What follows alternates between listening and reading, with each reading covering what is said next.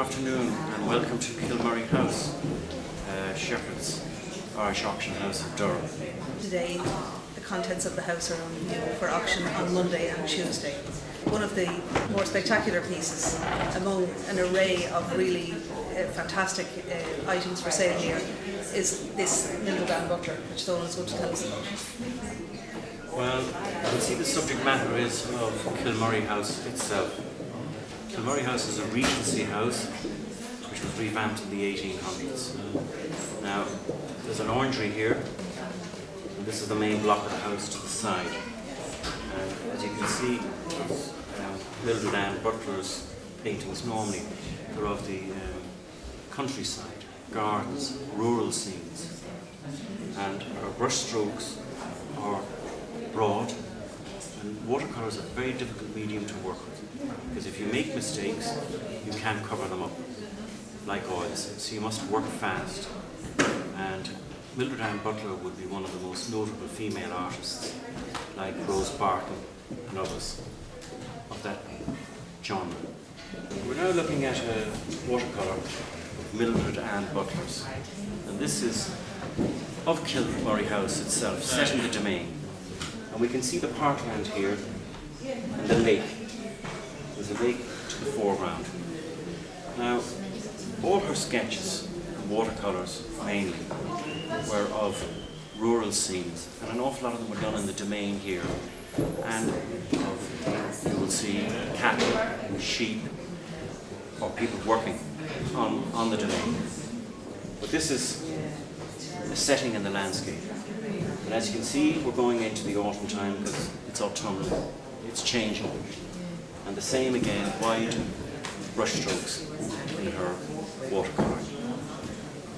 Now I'll show you a little sketchbook of hers. This is a sketchbook of Mildred Anne Butler's, and as you can see, there's her name, and this was done in Harrods for her in London. So she worked from reverse. And now we're going into her sketchbook.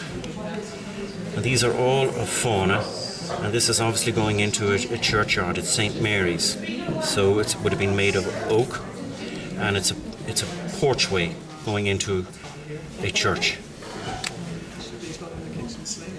You can see the lovely rich colours. Again, these were all done locally or at KILMURRY itself.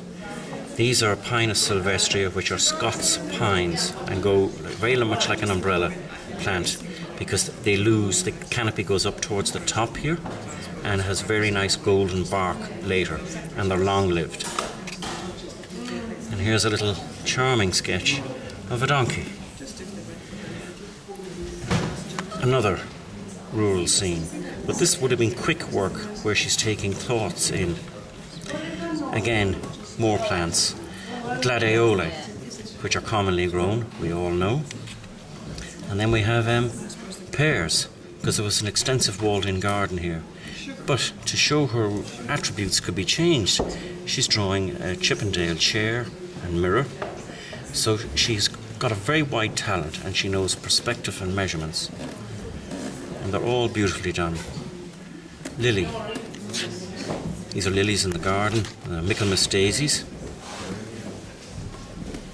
And then we have some sketching of, again, spindle tree. These are gladianthus, which are snowdrops. And then we have sweet pea. So these have been all sketched in the garden here. Apples here are common elderberry, which you see growing in the countryside. Figs. These are nectarines, but she hasn't coloured them in, so they're quick sketches. And they're in lovely condition considering the time that they've spent here. There's a charming thing, she must have been near the seaside, we don't know where. And then she's copying stonework. So she is very versatile, because now when you start looking at a monument like that, she has all this Gothic architecture really well drawn, and she knows her perspective. You just don't sit down in a minute and do this kind of work. You have to be trained, and she was trained in London. And just quickly to go through. Now, some more. This is an ailanthus tree. It's called the Tree of Heaven. And that is a very faded little sketch that she never coloured in or did anything with. And these are the last. They could have been tiles that she might have been designing for somebody, or needlework. So it's a great legacy. And as you can see, she was into drawing. Foul they are in her paintings, but this is the kind of sketch work that she was doing. She wanted to be skilled and not waste time when she was executing her work.